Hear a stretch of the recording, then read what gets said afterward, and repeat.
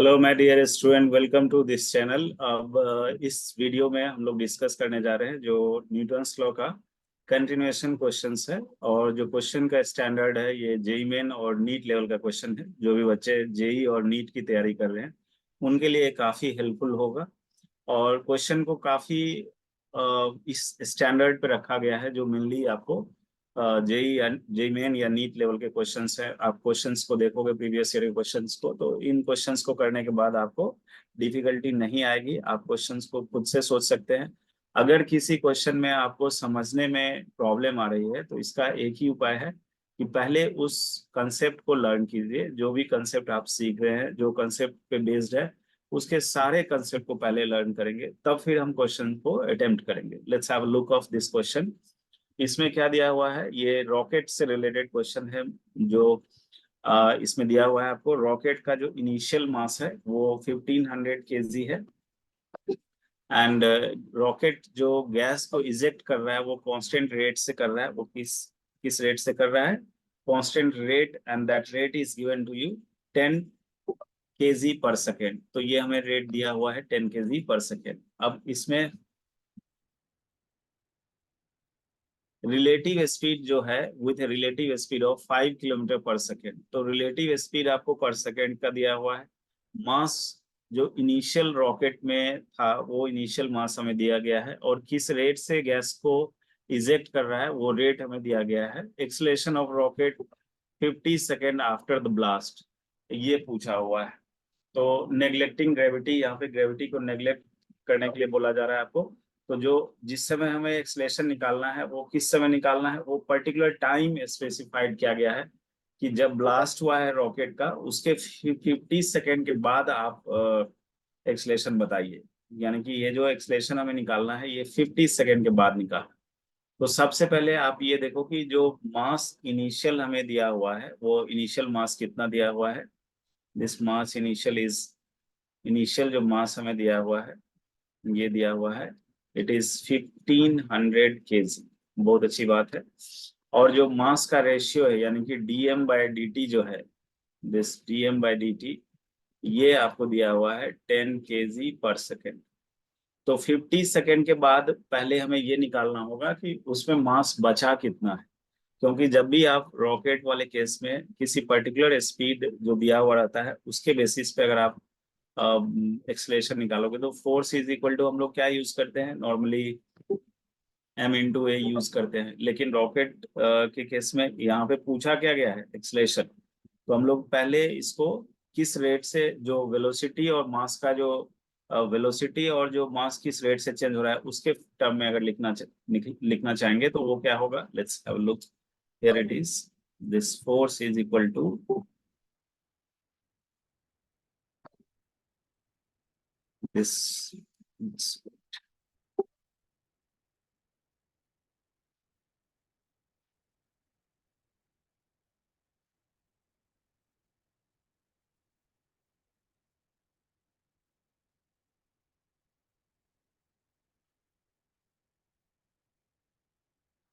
तो यहाँ पे फोर्स जो हमें दिया हुआ है, दिस इज, नॉर्मली हम लोग फोर्स एम इंटू ए जानते हैं और इसको रॉकेट के टर्म में V D M by D T लिखेंगे।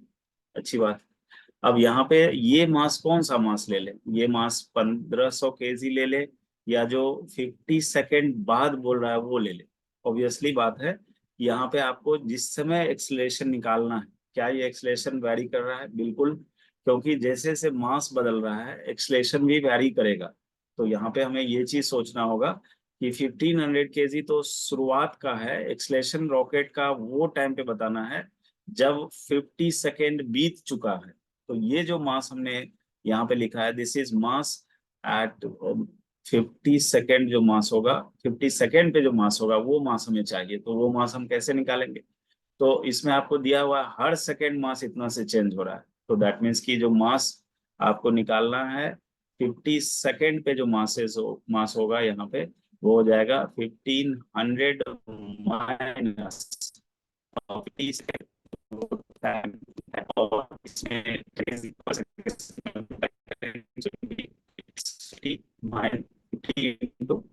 इंटू 10 कितना हो जाएगा? इट विल बी 50 इंटू 10 ये जो है आपका 500 हो जाएगा। तो this will be subtracted from the 1500, तो ये हमें 1000 kg मास आ जाएगा। इस 1000 kg को हम लोग यहाँ पे रखेंगे और स्पीड हमें दिया हुआ है dm/dt हम लोग जान रहे हैं, तो हमें एक्सलेशन मिल जाएगा। तो देखिए एक्सलेशन क्या आएगा, एक्सलेशन आ जाएगा जो स्पीड है v डिवाइडेड बाय जो मास हमें निकला है 50 सेकेंड के टाइम पे जो मास है, एंड dm/dt को अगर हम लोग यहाँ मल्टीप्लाई कर लें तो हमें आ जाएगा। स्पीड कितना दिया हुआ है, relative speed it is mention you 5 km/s, ठीक है। तो ये 5 km/s दिया हुआ है। और जो dm/dt है ये कितना है, ये है 10 kg/s। और जो इसका मास हो रहा है यहाँ पे वो कितना दिया हुआ है, तो मास है उस टाइम पे 1000। तो इससे आप इसको सिंप्लीफाई करेंगे तो we will be getting here जो फाइनल रिजल्ट हमें यहाँ पे आएगा, this will B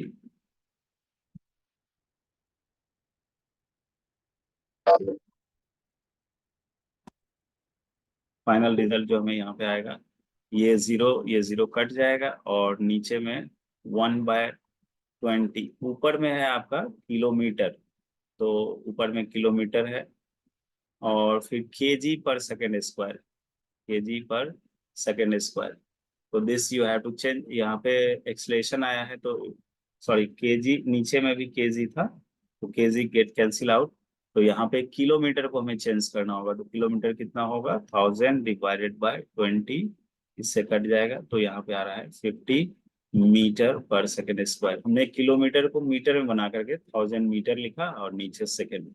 so this is I hope any option, yes option number 3 we have it is 50 मीटर/s²। तो इस क्वेश्चन में आपको दो चीज ध्यान में रखना था कि जो मास रॉकेट में इनिशियल दिया हुआ है वो कितना दिया हुआ है, और किस टाइम पे हमें पूछा जा रहा है उस टाइम पे मास क्या होगा। और जो रेट है ये तो कांस्टेंट रेट से मास डिक्रीज कर रहा है, रिलेटिव स्पीड हमें दिया हुआ है। तो dm/dt एंड स्पीड ये दोनों में चेंजेस, ये स्पीड जो है आपका रिलेटिव स्पीड बोला गया है, तो दैट मीन्स कि ये आपका कांस्टेंट हम लोग एज्यूम करेंगे। मास यहाँ पे वैरी कर रहा है, तो हमें मास जैसे से बदलते जाएगा उस टाइम पे करस्पॉन्डिंग एक्सेलरेशन इस पे जो लग रहा होगा वो बदलते जाएगा। This is how you need to think of. Let's see the question number 16। इसमें दिया हुआ है आपको, in the first second of flight rocket ejects 1/60 of its mass with a velocity of 2400 metre पर second, the acceleration of the rocket is. तो acceleration के यहाँ पे आपको क्या बोला है कि first second of its flight, first second में ही जो है ये क्वेश्चन में हम लोग क्या करेंगे, in this question it is mention you first second of its flight rocket eject कितना कर रहा है, रॉकेट इजेक्ट, तो रॉकेट इजेक्ट कर रहा है 1/60 ऑफ इट्स मास। तो यानी कि जो भी मास है उसमें 1/60 जो है वो इजेक्ट आउट कर दे रहा है विद वेलोसिटी। तो फोर एक्सलेशन क्या होगा, तो फोर्स के लिए हम लोग डायरेक्ट यूज करेंगे m/a and this is v dm/dt। जब भी हमें स्पीड दिया हुआ है हम लोग इसको यूज करेंगे इस फॉर्मेट को, यहाँ पे 2400 दिस इज मीटर पर सेकेंड, एंड dm/dt आपका क्या है, ये चीज है कि फर्स्ट सेकेंड यानी कि एक सेकेंड में जो रॉकेट इजेक्ट आउट किया है मास को, this is somewhat it is dm/dt आपको दिया हुआ है। तो यानी कि ये हो जाएगा 1/60, दिस इज kg/s, ये चीज आपको दिया हुआ है।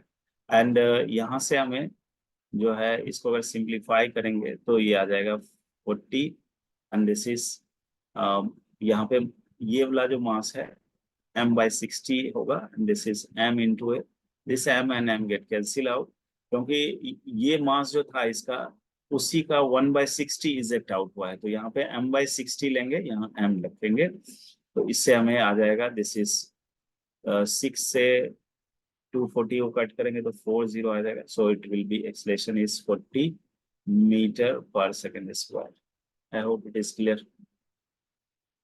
क्वेश्चन 70 इसमें दिया हुआ है आपको, three forces are acting on a particle of mass m initially in equilibrium। तो three forces, if the two forces F1 F2 are perpendicular to each other and suddenly the third force F3 is removed। तो इसमें F1 और F2 जो है ये perpendicular to each other है और तीसरा फोर्स को रिमूव किया गया है, मैग्नीट्यूड ऑफ द एक्सलेशन क्या होगा। इस ये क्वेश्चन जो है आपको जस्ट कंसेप्ट बेस्ड क्वेश्चन है। इसमें मास ऑफ द पार्टिकल ये दिया हुआ है और इनिशियली क्या है, इक्विलिब्रियम में। इक्विलिब्रियम का मतलब क्या है कि तीनों फोर्सेस को अगर आप ऐड अप करोगे, F1 plus F2 plus F3 करोगे, तो ये आपका क्या आना चाहिए, ये 0 होना चाहिए। अगर यहाँ से देखा जाए तो F3 क्या हो रहा है, F3 जो है ये सम ऑफ द F1 और F2 को जब हम ऐड करेंगे, इसके बाद जो F1 F2 का रिजल्टेंट आएगा उसका माइनस डायरेक्शन में जो है F3 होगा, तभी ये इक्विलिब्रियम में होगा। This is the meaning of the statement here given to you, F1 F2 F3 जो है वो इक्विलिब्रियम में है। अब पूछा क्या गया है कि अगर हम F3 को रिमूव कर दे तो मैग्नीट्यूड ऑफ एक्सेलरेशन क्या होगा उस पे। तो जो एक्सलरेशन अगर हम लिखना चाहें किसी भी सिस्टम पे, तो उस पे जो नेट फोर्स लग रहा होगा डिवाइडेड बाय उसका मास रखेंगे। अब जब आप F3 को रिमूव कर दे रहे हैं तो यहाँ पे F3 के रिमूव होने का मतलब क्या है, F3 नहीं। तो F3 नहीं है तो कौन वहां पे बचा, F1 और F2 बचा है। तो F1 और F2 जो है ये सम में किसके बराबर है। तो अगर हम इसका मैग्नीट्यूड का बात करते हैं तो this is what it is, जो एफ नेट होगा उसकी बात करेंगे। तो एफ नेट जो है यहाँ पे जब F3 रिमूव हो जाएगा तब तो F1 और F2 ही बच रहा है, जो कि इनिशियली दिया हुआ है ये आपको कि दोनों परपेंडिकुलर है। तो अगर F3 को आपने रिमूव कर दिया तो बचा कौन, F1 और F2 बचा।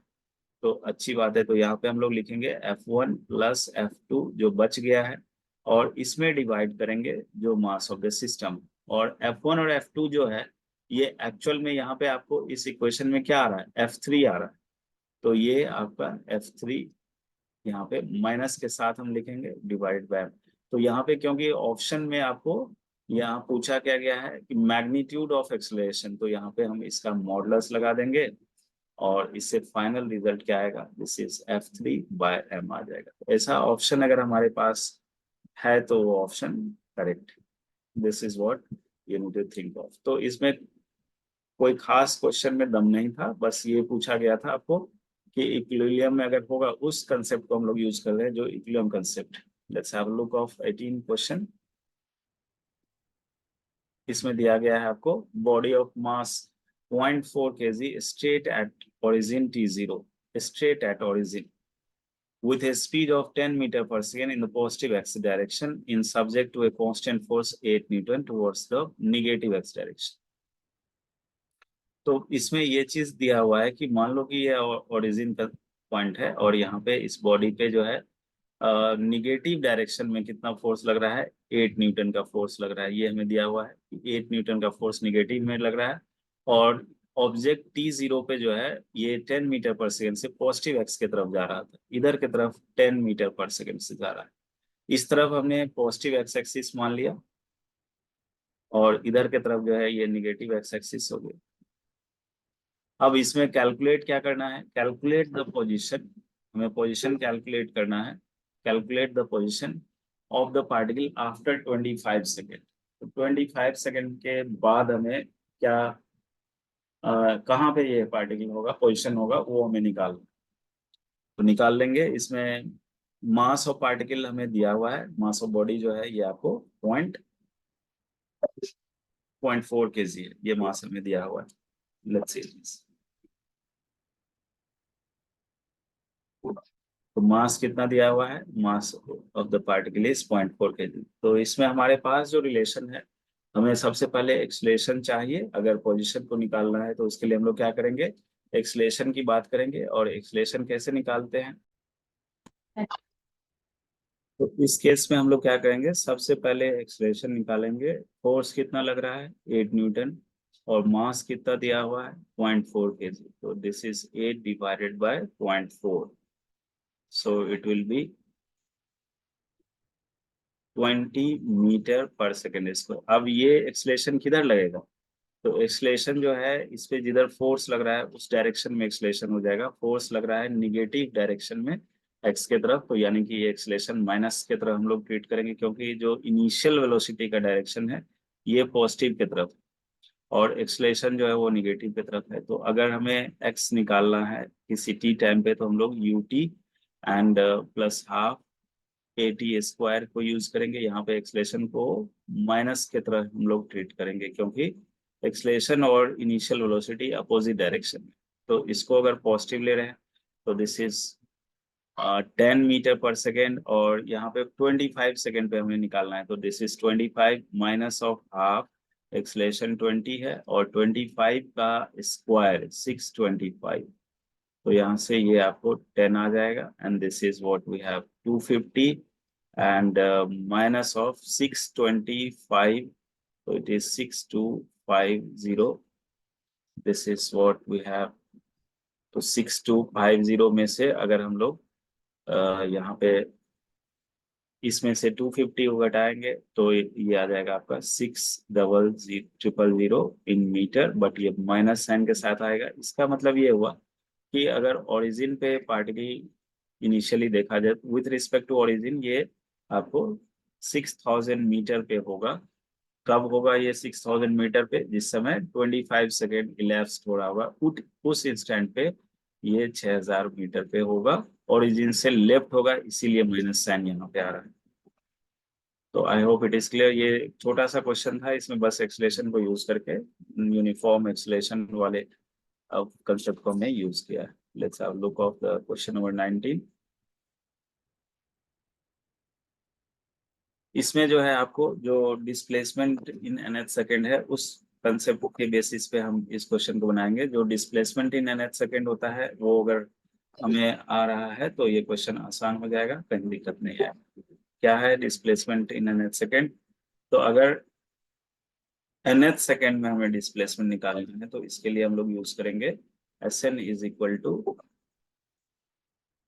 nth सेकेंड में it is u plus a by 2n-1। ये एक डेरिवेशन है जो nth सेकेंड के लिए हमें याद रखना होगा, उसमें हम लोग इसको यूज करते हैं। तो यहाँ पे मास 4 kg है, accelerated upon by constant force, travelling a distance of 5 metre in the first second.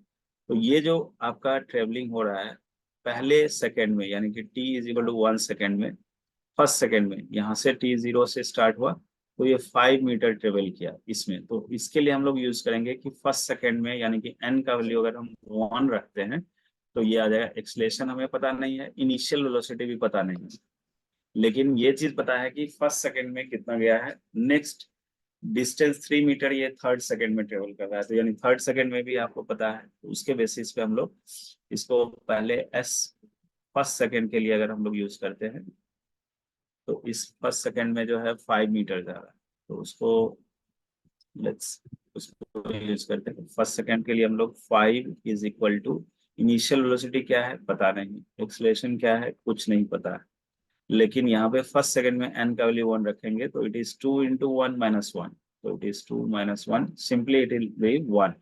तो ये 5 मीटर जो है लेफ्ट साइड में है, it is u plus A divided by 2 into 2 minus 1, 1 हो गया। तो ये एक इक्वेशन आपके पास आ रखा है जिसमें हमारा दो वेरिएबल है, एक u है, दूसरा a है। अब दूसरा इक्वेशन इसमें आया है कि 3 मीटर जो है थर्ड सेकेंड में ट्रेवल कर रहा है, तो यानी इसके लिए 3 इज इक्वल टू हम लोग यूज करेंगे जो इक्वेशन ऑफ मोशन है, तो इसके लिए क्या आएगा, 3 यहाँ पे इनिशियल वेलोसिटी u रहेगा, तो दैट मीन्स की initial velocity will be u, initial velocity is u, and plus a divided by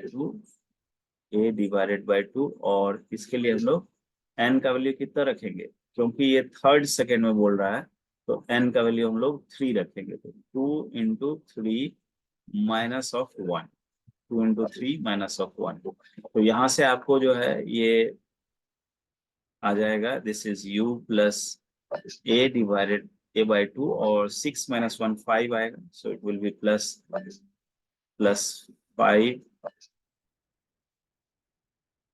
6 minus 1 5 by 2 times of a, तो यहाँ पे a आ जाएगा, तो दैट मीन्स कि 6 5 बाई 2 टाइम्स ऑफ a, इसको इक्वेशन 2 बोल देते हैं।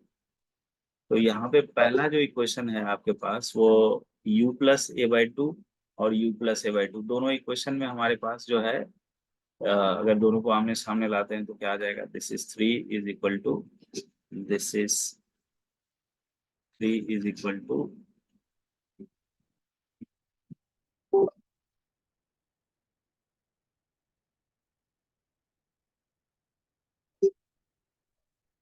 3 is equal to u plus 5 divided by 2 into a. ये दूसरा इक्वेशन। अब दो इक्वेशन है, दो वेरिएबल हम लोग सॉल्व तो कर ही लेंगे, इसमें कुछ करना नहीं है। आप क्या करिए यहाँ पे, दिस इज, इन दोनों इक्वेशन में ये a/2 है, ये 5/2, ठीक है। इसको अगर हम लोग माइनस कर देते हैं, यहाँ माइनस हो जाएगा, यहाँ माइनस हो जाएगा, तो u और u कट जाएगा। This side we have 2 and this side we have a/2 को हम लोग कॉमन ले लेते हैं, तो इट इज 1 माइनस a/2 को हमने कॉमन लिया तो इट इज 5।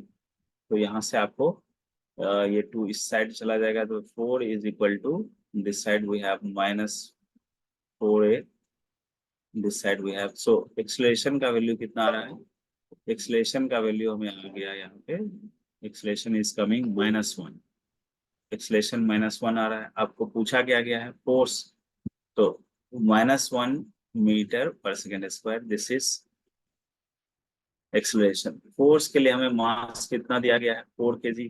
तो यानी इस पे फोर्स कितना लग रहा होगा? जो मास है और जो एक्सलेशन है इसको मल्टीप्लाई कर देंगे, तो मास कितना दिया हुआ है? मास हमें दिया गया है 4 kg, और एक्सलेशन है -1। -1 का मतलब ये है कि जो पॉजिटिव डायरेक्शन है उसके अपोजिट डायरेक्शन में, that is the meaning of -1 acceleration here. क्योंकि एक्सलेशन जो है ये वेक्टर क्वांटिटी है, तो जिधर पार्टिकल का मोशन हो रहा होगा उसके अपोजिट डायरेक्शन में इस पे जो है एक्सलेशन लग रहा है, that is why it is called -1 यहाँ पे। तो मास हमें दिया हुआ है, mass is given to us 4, तो यहाँ पे 4 को मल्टीप्लाई करेंगे,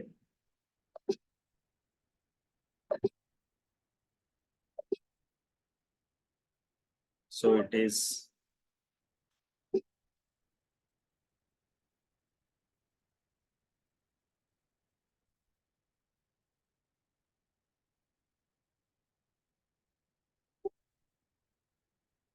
into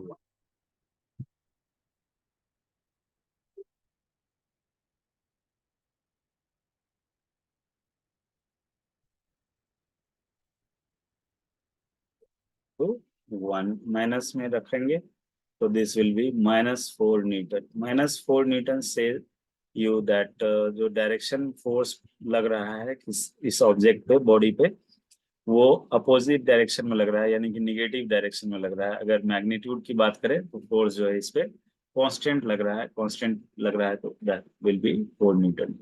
ऑप्शन में आपको डायरेक्शन इंक्लूड नहीं किया गया है, तो हम लोग जस्ट मैग्नीट्यूड को ही चूज करेंगे। आई होप इट इज क्लियर।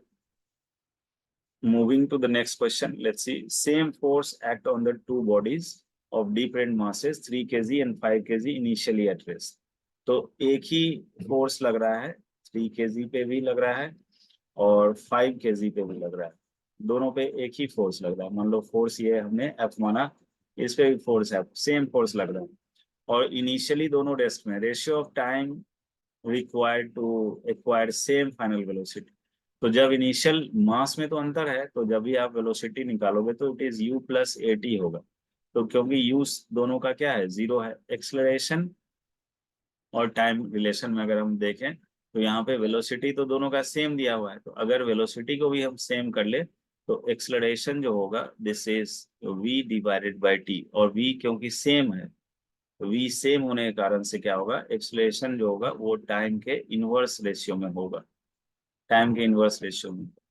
और यहाँ पे हमें वही चीज बोला है, रेशियो ऑफ टाइम रिक्वायर्ड। तो एक्सलेशन का अगर हम फोर्स सेम लिया गया है तो फोर्स इज इक्वल टू क्या होता है? m इंटू ए होता है। तो जब हम फोर्स को सेम रखेंगे, कांस्टेंट रखेंगे, तो क्या एक्सलेशन और मास में इनवर्स रेशियो होगा? बिल्कुल होगा। इनवर्स रेशियो हो जाएगा मास का एक्सलेशन से। तो अगर आप इसको फर्स्ट बॉडी मान लेते हैं और इसको सेकेंड बॉडी मान लेते हैं, तो a1 बाय a2 जो होगा this is m2 bye m1 हो जाएगा। And this is what we can say acceleration और टाइम का रिलेशन यहाँ इनवर्स रेशियो ही है, तो यहाँ पे ये हो जाएगा आपको this is t2 bye t1 हो जाएगा। इसमें पूछा गया था 3 kg एंड 5 kg, तो आपका जो 3 kg होगा वो ये वाला हो जाएगा, और जो 5 kg है वो ये हो जाएगा। तो अगर हम इसको पलट के लिखना चाहें, यानी कि t1 बाई t2 लिखना चाहें, तो हम लोग लिख सकते हैं यहाँ पे A2/A1 जो होगा दिस इज M1/M2 हो जाएगा, और इसके अकॉर्डिंग यहाँ पे ये हो जाएगा आपको T1/T2। T1/T2 का रेशियो में M1/M2 हो जाएगा, और M1 कितना है 3 kg है, और M2 कितना है 5 kg। तो यहाँ पे 3:5 यहाँ पे दिया हुआ है, so this will be the correct option. तो I hope it is clear. यहाँ पे कुछ क्वेश्चन में दम नहीं था, बस आपको दो चीजें ध्यान रखनी थी कि एक तो फोर्स का मास से रिलेशन है, फोर्स को अगर हम कांस्टेंट रखेंगे तो जो एक्सलेशन और मास होगा वो इनवर्स रेशियो में हो जाएगा, और अगर वेलोसिटी और टाइम को रिलेट करना था तो इनिशियल वेलोसिटी 0 था, तो एक्सलेशन और वेलोसिटी और टाइम को हम लोग जानते हैं u v equal to u plus a t से, उसमें एक्सलेशन क्या होगा, अगर सेम स्पीड गेन करना होगा तो टाइम के इनवर्स रिलेटेड होगा। This is how you need to think of. Let's see the question number 21. Body of mass M1 exert a force on another body of mass M2. तो एक का मास जो है आपको M1 है, और दूसरे का मास क्या दिया हुआ है M2 दिया हुआ है, M1 और M2 दिया हुआ है। If the magnitude of acceleration of M2 is A2, तो मैग्नीट्यूड क्या है एक्सलेशन का M2 पे A2 है, तो एक्सलेशन M1 पे क्या होगा। तो ये तो बहुत आसान क्वेश्चन है, इसमें कुछ करना नहीं है। एक बॉडी जैसे ही दूसरे पे फोर्स लगाएगी तो एक्शन एंड रिएक्शन कंसेप्ट को यहाँ पे यूज करना है आपको, और उसके बेसिस पे हम यहाँ बोल सकते हैं कि जो दोनों पे फोर्सेस लग रहा है वो आपको इक्वल एंड अपोजिट होगा। तो दैट मीन्स कि आपको पूछा गया है यहाँ पे magnitude of acceleration of M1 is, M1 पे क्या एक्सलेशन लगेगा वो हम निकाल, ठीक है। तो इसमें हम लोग बस एक्शन रिएक्शन कंसेप्ट को यूज करेंगे। जो फोर्स F1 बॉडी पे लगा रहा है F2, और जो F2 पे F1 लगाएंगे, मैग्नीट्यूड वाइज सेम होगा और डायरेक्शन वाइज क्या होगा, दोनों अपोजिट हो जाएगा, तभी हम न्यूटन थर्ड लॉ को बोलेंगे। तो एक पे फोर्स लग रहा है M1A1, और दूसरे पे लग रहा है M2A2। तो यहाँ से हमें M1 का एक्सलेशन निकालना था मैग्नीट्यूड वाइज, तो A1 हो जाएगा it is M2A2 divided by M1। ये बहुत आसान क्वेश्चन है। This is M2A2 divided by M1। Option B we have, option B we. Next question, the particle move in XY plane under the action of force. ये force आपको दिया हुआ है such that the component of is linear momentum T at any time. तो जो force लग रहा है उस पे आपको मोमेंटम जो चेंजेस हो रहा है, ये एक एक्स कंपोनेंट, एक्स में मोमेंटम आपको टाइम के फंक्शन में दिया गया है, और एक वाई में टाइम के फंक्शन में दिया गया है। Angle between force and momentum क्या होगा, दिस इज द क्वेश्चन। जो कि आपको जब भी दो वेक्टर के बीच में हमें एंगल पूछा जाता है तो हम लोग वेक्टर फॉर्मेट में उसको उसको ले आएंगे और उसके बेसिस पे उसको सॉल्व करेंगे। सो लेट्स आप कैसे इसमें हमें सॉल्व करनी चाहिए। तो फोर्स को हम लोग लिख सकते हैं वेक्टर फॉर्मेट में जो दिया गया है आपको, उसको कैसे लिखेंगे। फोर्स क्या होता है,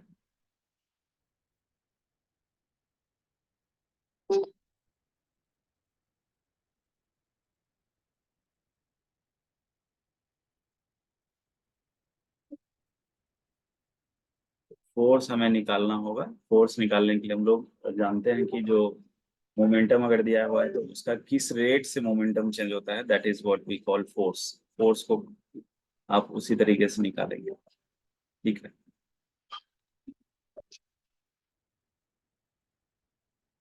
तो यहाँ पे आपको जो मोमेंटम दिया हुआ है वो एक्स के कंपोनेंट में दिया हुआ है एंड वाई के कंपोनेंट, एक्स वाई प्लेन में आपको दिया हुआ है फोर्स लग रहा है, और component of its linear momentum P x ये है और पी वाई ये। तो अगर हमें फोर्स को लिखना होगा, फोर्स हम लोग जानते हैं this is d p by D t. तो क्योंकि यहाँ पे पी का एक एक्स कंपोनेंट है और एक वाई कंपोनेंट है, तो इसको हम लोग एक्स और वाई फॉर्मेट में, यानी कि लीनियर मोमेंटम अगर आप लिखना चाहो तो you can write like this format, two cos t in i direction and two sine t in j direction. ये आपका लीनियर मोमेंटम हो गया।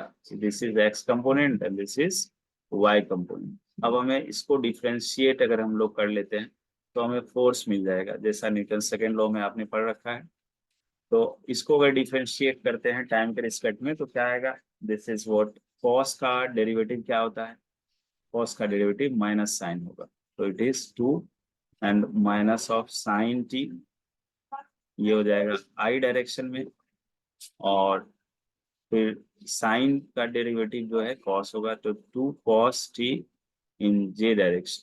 अब यहाँ से आपको ये फोर्स आ गया और ये लीनियर मोमेंटम, तो अगर लीनियर मोमेंटम इसके बीच में और इक्वेशन 1 और जो 2 है इनके बीच में हमें एंगल पूछा गया है, तो what we will do is angle between force and linear momentum के लिए हम सिंपली इसका डॉट प्रोडक्ट निकालेंगे कि फोर्स और जो लीनियर मोमेंटम का डॉट प्रोडक्ट है, पहले इसको चेक करेंगे। तो जब भी दो वेक्टर का आपको एंगल पूछा जाता है तो first you have to find out the dot product over there, so it will be easy for you. अगर डॉट प्रोडक्ट 0 आ जाएगा तो दोनों परपेंडिकुलर होगा, और यहाँ से हमें दिख रहा है कि ये 2 cos t इस 2 sin t से मल्टीप्लाई हो रहा है, तो this is 2 into 2 4 and then sin t cos t एंड i डॉट i यहाँ पे 1 हो गया, और फिर इसको 2 और 2 को मल्टीप्लाई करेंगे तो ये 4 होगा, and sine and cos t यहाँ पे भी आ जाएगा, sine t and cos t. तो इन दोनों में आप देखिए ये और ये जो है कट जाएगा, दिस विल बी 0। अगर दो वेक्टर का डॉट हमें 0 मिला तो इसका मतलब क्या है कि एक वेक्टर जो है दूसरे वेक्टर पे perpendicular. This is how you need to think. I hope it is clear. Moving to the next question, question number 23। तो इसमें आपको दिया हुआ है balloon is descending at constant acceleration alpha with when the mass m is released from the balloon it start rising with same। इस type का question हमने कर रखा है। एक बैलून है जिसका मास मान लो कि आपको m दिया हुआ है और ये अल्फा एक्सलेशन से नीचे की तरफ आ रहा है, तो नीचे का फोर्स एक mg लग रहा है, इस पे एक mg लग रहा है, और इस पे एक जो है जिस मीडियम में ये क्योंकि ऊपर से नीचे की तरफ आ रहा है बैलून, तो एक जो इस पे ड्रैग फोर्स लग रहा होगा जो जिसको हम बोल सकते हैं buoyancy force, this force will be in upward direction. तो इसके कारण से अब जो है ये नीचे की तरफ आ रहा है mg माइनस, यानी कि इस पे रिजल्टेंट फोर्स क्या हो गया mg माइनस जो बुएंसी फोर्स है and then mass into acceleration alpha. अब बाद वाले सिचुएशन में क्या बोल रहा है आपको कि एक स्मॉल एम को रिलीज कर दिया गया है बैलून से, तो वो सेम एक्सेलरेशन से ऊपर की तरफ राइज करने लग गया। तो इस वाले केस में हम लोग क्या करेंगे कि मान लेते हैं कि मास को जब m इससे निकाल दिया जाएगा स्मॉल m को, तो जो बच जाएगा मास वो m माइनस एम होगा। इस पे ग्रेविटी का फोर्स लगेगा m minus m times of g, और जो ड्रैग फोर्स था वो कांस्टेंट रहेगा, एज इट इज रहेगा, उसमें कोई चेंजेस नहीं आएगा। अब ये ऊपर की तरफ एक्सेलरेट हो रहा है, तो दैट मीन्स कि इस पे जो ड्राइविंग फोर्स है वो क्या है एफ वी, जो बुएंसी फोर्स है, minus of the gravitational force जो कि अर्थ लगा रही है, इस पे ग्रेविटी फोर्स जो लगा रही है, तो दैट मीन्स कि एफ वी माइनस ये हो जाएगा आपको m minus m times of g, and this is equal to जो मास अभी है m minus m times alpha. ये जो दोनों इक्वेशन दोनों ही केस में, केस 1 हो चाहे केस 2 हो, दोनों केस में हमने क्या किया है कि resultant force is equal to m into a लगाया। यहाँ पे मास आपका m माइनस एम रहेगा, और इसी कारण से जो अर्थ पुल कर रही है उस पे भी फोर्सेस घट जाएगा, m माइनस एम लगेगा, जो क्योंकि m मास को आपने वहां से रिमूव कर दिया है उस बैलून से। तो इसके कारण से अब इसको अगर ऐड करोगे इक्वेशन 1 एंड 2 को, तो यहाँ से कट जाएगा ये mg, ये वाला mg और ये mg कट जाएगा, तो यहाँ बच जाएगा इस तरफ mg, and this side we have m alpha यहाँ पे, तो 2m अल्फा हमें निकालना क्या है, assume its volume small m निकालना, तो यहाँ पे राइट साइड में क्या आ जाएगा, this right side we have m alpha 2m alpha आ जाएगा, एंड 2m अल्फा यहाँ पे आ जाएगा, और माइनस m अल्फा आएगा। हमें निकालना है स्मॉल m, तो स्मॉल m वाले टर्म को एक तरफ कर लेते हैं, यहाँ पे mg है और ये m अल्फा, इधर m कॉमन होगा, this is g plus alpha and this is equal to 2m alpha. We are looking for finding the small m, तो स्मॉल m मिल गया यहाँ से आपको 2m alpha divided by g plus alpha, so this will be 2m alpha divided by, ऐसा हमें मिल रहा है। ऑप्शन किसमें है 2 alpha by alpha plus g into m, यानी ऑप्शन 2 करेक्ट है यहाँ पे जो हमें दिख रहा है, ये ऑप्शन 2 करेक्ट। तो यहाँ से आपको निकालना था स्मॉल m का value, what we are looking for is small m value, तो यहाँ से स्मॉल m आ जाएगा, this is 2 divided by 2 alpha divided by g plus alpha times of capital M. This is your final result. Option 2 we are having here. तो ये question number 23 है. Next we have the question number 24. And this is a question. Particle of mass 2 kg move in the initial velocity. तो ये initial velocity आपका दिया हुआ है, मास दिया हुआ है. In this XY डायरेक्शन में इनिशियल वेलोसिटी यानी 2 डायमेंशनल वेलोसिटी कंपोनेंट है. कांस्टेंट फोर्स लग रहा है निगेटिव Y डायरेक्शन में 20 न्यूटन का. पार्टिकल इनिशियली जो है वो ओरिजिन पे है. एक्स कोऑर्डिनेट ऑफ पार्टिकल आपको बताना है when it's y coordinate again become 0. तो ये एक तरह से प्रोजेक्टाइल कंसेप्ट ही है, क्योंकि वेलोसिटी आपको दे दिया, फोर्स लग रहा है यहाँ पे और मास दिया हुआ है. तो इसका जो प्रोजेक्टाइल का कंसेप्ट है कि यहाँ पे जब ये अगेन y 0 होगा तो यानी कि इसका रेंज कॉमा 0, यानी एक्चुअली में आपको पूछा गया है रेंज क्या होगा वो बताओ. Indirectly we can find the range. तो रेंज निकालने के लिए हमारे पास फॉर्मूला है 2ux uy डिवाइडेड बाय जो एक्सलेशन y डायरेक्शन में लग रहा है. तो यहाँ पे फोर्स कितना लग रहा है 20 और 2 kg का मास है. तो एक्सलेशन जो y डायरेक्शन में होगा this is 20 divided by mass and इससे हमें आ जाएगा दिस विल बी 10 मीटर पर सेकंड स्क्वायर. और ये माइनस होगा क्योंकि नीचे की तरफ एक्सलेशन लग रहा है, इस डायरेक्शन में लग रहा है, इसीलिए पैराबोलिक पाथ भी गेन करेगा. y 0 होगा तो आपको y जब 0 होगा उस टाइम को हम लोग टाइम ऑफ फ्लाइट बोलेंगे अगेन. तो हमें निकालना तो वो नहीं है, हमें निकालना है x coordinate of particle y becomes 0. तो इसमें रेंज हम डायरेक्ट निकाल रहे हैं. आपका दूसरा मेथड ये भी हो सकता था कि आप पहले टाइम ऑफ फ्लाइट निकाल लो, उसके बाद x कोऑर्डिनेट निकाल लेते और इनिशियल वेलोसिटी जो x में है वो तो कांस्टेंट रह जाता. तो that was the second method. हम लोग इसको डायरेक्ट यूज करेंगे टाइम सेव करने के लिए. तो ux कितना है, तो 2ux यहाँ पे दिया हुआ है 4 है और uy कितना है 4 ही है. तो 2 × 4 × 4 डिवाइडेड बाय एक्सलेशन हमने निकाल लिया है 10 है. तो this is 2 5 10 it is 16 divided by 5. तो ये 3 पॉइंट समथिंग आएगा 3.2. So it will be correct. I hope it is clear. This is 3.2 metre. तो this is one way to calculate the range. हम लोग डायरेक्ट निकाल लिए, क्वेश्चन को देखते ही हमें समझ में आ गया कि ये पैराबोलिक पाथ है. और दूसरा मेथड ये था कि आपको इनिशियल वेलोसिटी हमें एक्स और वाई डायरेक्शन में दिया हुआ था, तो ये y 0 कब होगा वो हमें निकालना था. तो वो that is called time of flight.